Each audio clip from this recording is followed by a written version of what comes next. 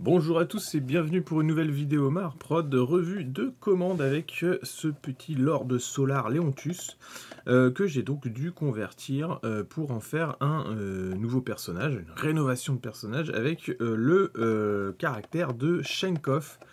Kubrick Chenkov de son petit nom. Donc là je vous montre la boîte d'origine pour qu'on puisse se rendre compte un petit peu du travail effectué avec la figurine d'origine.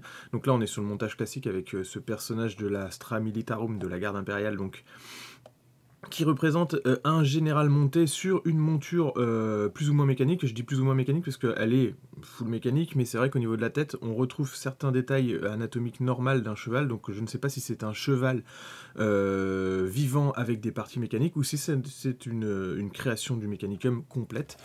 Ça, je ne sais pas s'il y a du fluff autour de ça dans le codex. Cette figurine vient avec un gros décor de socle qui est donc une sorte de tête de titan du chaos écrasée au sol, sur lequel est montée la monture. Et puis il y a deux têtes différentes. Il n'y a pas trop d'autres alternatives au montage, autre que mettre soit la tête avec le visage fermé, bouche fermée, soit celle qui crie. Pour faire Chenkov, alors je vous le sors tout de suite maintenant, j'ai plutôt préféré utiliser la tête avec la version bouche ouverte qui crie. Le montage de l'ensemble de la figurine était un montage classique. Là, je remets en place les petites pièces d'armure parce que évidemment tout n'est pas collé pour que mon client puisse ensuite peindre la figurine dans des conditions correctes. C'est-à-dire que je n'ai pas collé les... voilà, vous voyez ici, je vais replacer un petit peu voilà, comme ça.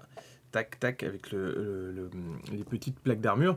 J'ai donc fait un montage complètement classique, c'est-à-dire un montage notice pour l'ensemble du socle et de la monture.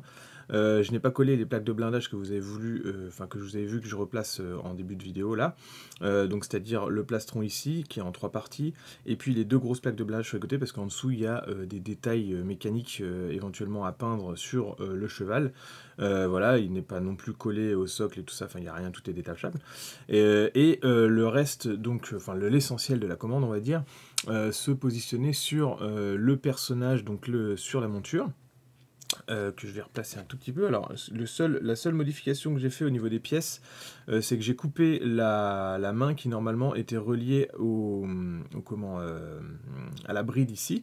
Et ça sera donc à mon client, une fois qu'il aura peint la figurine, de recoller juste la main avec la bride pour installer le personnage sur son cheval.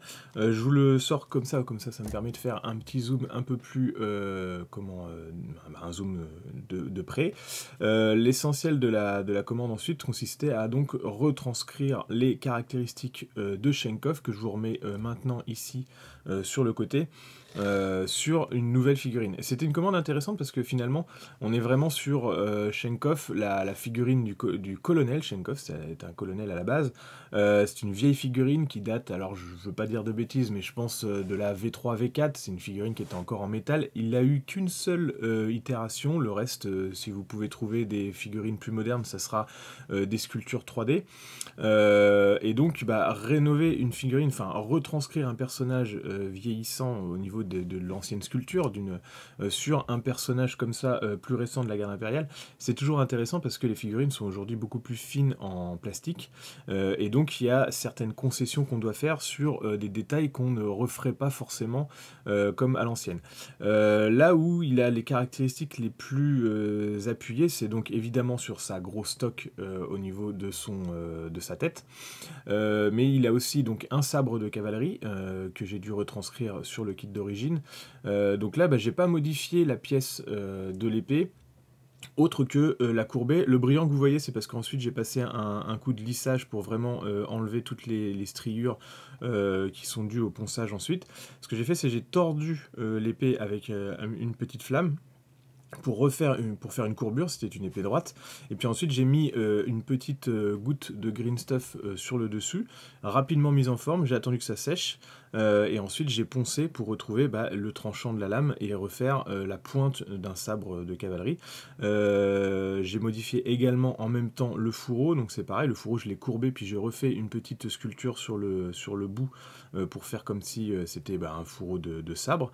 Et puis ensuite Chenkov qu'est-ce qu'il a en caractéristique? Il a souvent enfin il a tout le temps d'ailleurs, c'est la figurine d'origine qui est comme ça, celle en métal. Il a un gros pistolet bolter, vraiment un pistolet bolter de Space Marine de l'époque, tu vois, un truc que normalement un personnage humain aurait du mal à soulever, donc c'est un peu caractéristique de la figurine. Et donc sur le kit d'origine par contre de Leontus, il a juste un tout petit flingue, je ne sais pas trop ce que c'est d'ailleurs, on est entre le flingue d'apparat et le pistolet à plasma, on sait pas trop, on devine une petite cellule plasma. Ce que j'ai fait, c'est que je l'ai utilisé tel quel, et j'ai coupé un bolter Space Marine classique, sur lequel je suis venu recoller le bas du flingue d'où j'ai coupé le canon, ce qui fait qu'on a un pistolet d'apparat très chargé au niveau décoration. J'ai refait comme un carquois qui puisse, enfin comme une sorte de holster qui puisse se mettre à la ceinture comme ça. Et sur la figurine classique de Chenkov, on a un crâne, donc j'ai resculpté un crâne qui enserre le canon du bolter, rapidement en résine verte. Et puis après, le gros du travail, c'était bien sûr tout ce qui est cape de fourrure, tout ce qui est manteau de fourrure. Donc j'ai imaginé, alors normalement, la figurine donc, du garde impérial de base, il a 2 pans de tissu de chaque côté de la figurine.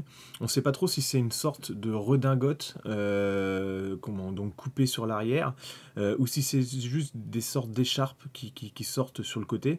Il a quand même 2 pans d'écharpe que j'ai laissé distincts ici sur le côté, qui peut être plus une ceinture d'apparat.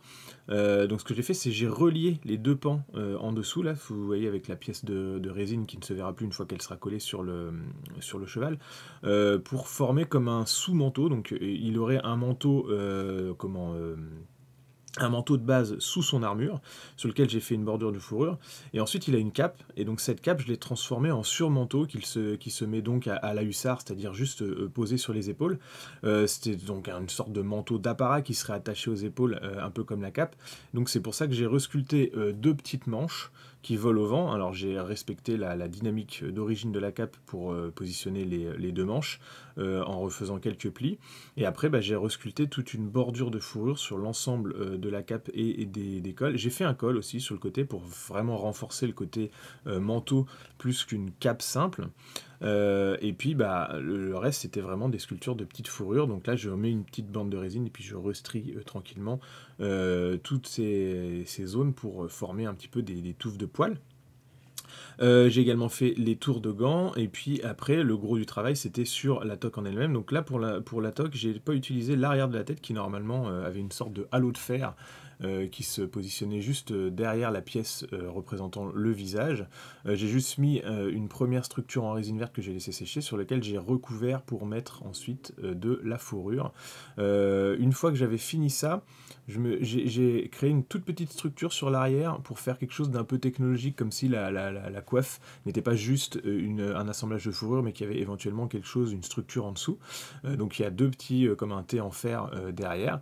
Et puis après coup, après avoir vraiment presque fini la conversion, je me suis dit le haut de la toque est un petit peu vide.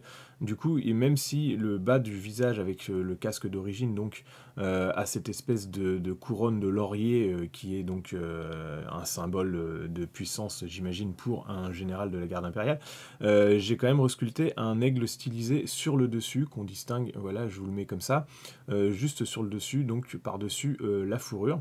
Et puis après, Chenkov est un personnage avec une typologie un peu en russe, sans vouloir trop rentrer dans la caricature, donc je lui ai mis une grosse moustache donc qui déborde par-dessus le casque, et c'est ce qui lui donne un petit peu ses caractéristiques comme la figurine d'origine. Alors il faut savoir que Kubrick Chenkov, donc de son petit nom, est un colonel à la base du régiment des gardes Valhalla, qui n'a rien à voir avec les Vostroyens, contrairement à ce que certains pourront penser, parce que c'est vrai que les Vostroyens étant sortis après, on a avec ces espèces de toques hautes, un petit peu comme les gardes napoléoniens, ce sentiment qu'il pourrait être un général vostroyen, mais ce n'est pas le cas.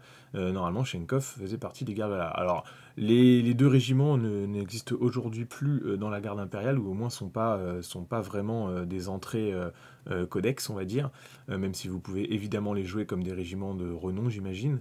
Et Chenkov n'a, je crois, pas de nouveaux profils aujourd'hui. En tout cas, c'était intéressant de travailler une figurine de la gamme classique pour en refaire une figurine moderne.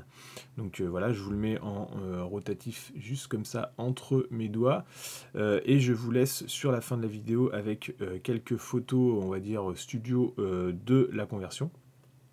J'espère que ces petites explications et ces petites vidéos peuvent vous plaire quand je fais comme ça des revues de commandes.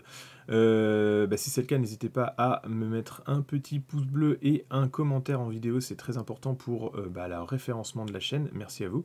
Quand je travaille sur ce genre de commandes, je les fais généralement en live sur Twitch, donc n'hésitez pas également à vous abonner sur la chaîne Twitch si vous en avez l'occasion. Puis vous pouvez également me suivre sur Instagram et Facebook. N'hésitez pas à me contacter pour toute commande. Merci à vous, à bientôt à tous et bon modélisme.